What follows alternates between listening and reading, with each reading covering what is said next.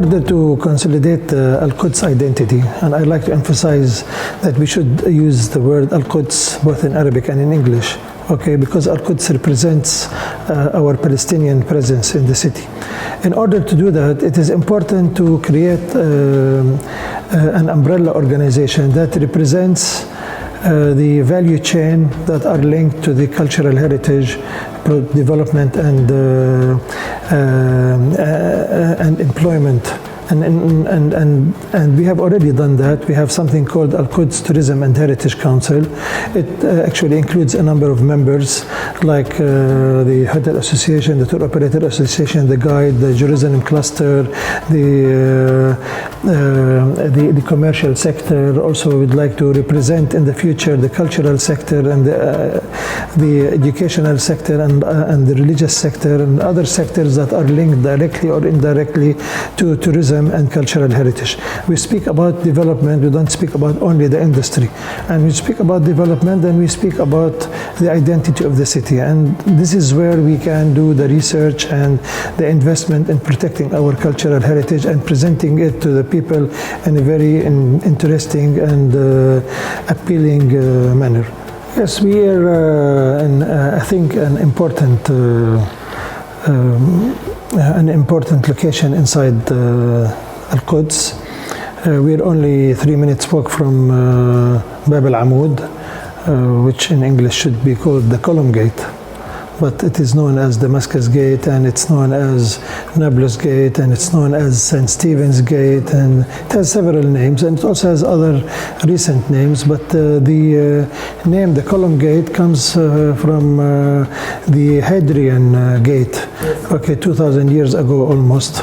Okay, and during the Hadrian period, when you entered the gate, there was a plaza and there was a big column with the bust of the Emperor Hadrian on top of it. And this is the power of heritage. That's why in the local tradition, it's called the Column Gate, which means in Arabic Bab al-Amoud, and I think we should maybe continue to call it Bab al-Amoud in Arabic and in English. And we know, of course, where the gate is. So north of the gate is a street now called Nablus Road, and this street is called Nablus Road because it goes all the way to Nablus. It goes all the way to the north, and for that reason, and since Damascus Gate, or the Column Gate, is one of the most important and busiest gates of the city since it was established. Okay, so this area right outside the gate becomes important, and it gets its importance because it is right at the entrance of the gate. The story is that people started to build outside the gate only in the second century, in the second part of the 19th century. Okay, and this was one of the first buildings in 1891. I decided to convert it into a heritage hotel. Okay, for this ordeal is not simple. This is a very big and cumbersome endeavor and cumbersome project. It took me a long time to do it, but we are getting now towards really presenting our the proper identity, I think, for the place. Of course, the identity is inspired by the city, by the city's periods. Okay, for example, the Roman, Byzantine, Umayyad, Ayyubi, Crusader, Ottoman, Mamluk, etc. Okay, and it's also inspired by its different neighborhoods and the diverse cultural heritage that exists in the city, and also by some of the main personalities who contributed or who became linked. Their legacies became linked to the city. And so we started to adopt these ideas into the city. One of these ideas is that our street is called Antar Ben Shaddad. And Antar Ben Shaddad is pre-Islamic poet, okay, also known for his knighthood, okay, and his bravery. His mother was Ethiopian, so he had dark skin, and he wanted to marry his cousin Abla. and it's one of the famous love stories in the Arabic culture.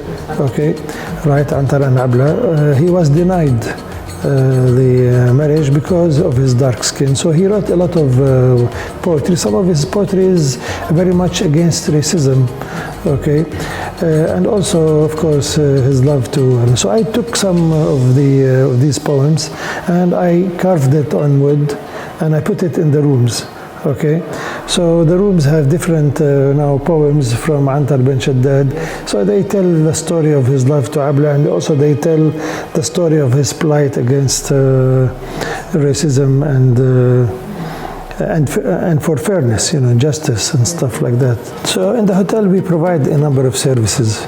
Okay, in addition to people staying in the rooms and people having a nice place to sit down and have something to eat and maybe meet some of the locals or meet some of their friends, we also try to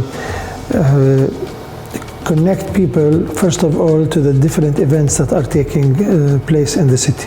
So if there are, for example, exhibits or exhibitions, cultural or artistic exhibitions, or if there are music performances, or if there are any events that are produced by some of the youth organizations, the women organizations, or the cultural organizations, we always tell people that these events are taking place around us. Yes. Okay, so if they want to go and be part of these events. Well, we have also always tried to maintain a traditional design in the restaurant. It has always been, the attempt was always to represent a Palestinian village. So I created elements from the Palestinian village. Okay, for example, a water spring, a taboon oven. I also used bamboo and stuff like that.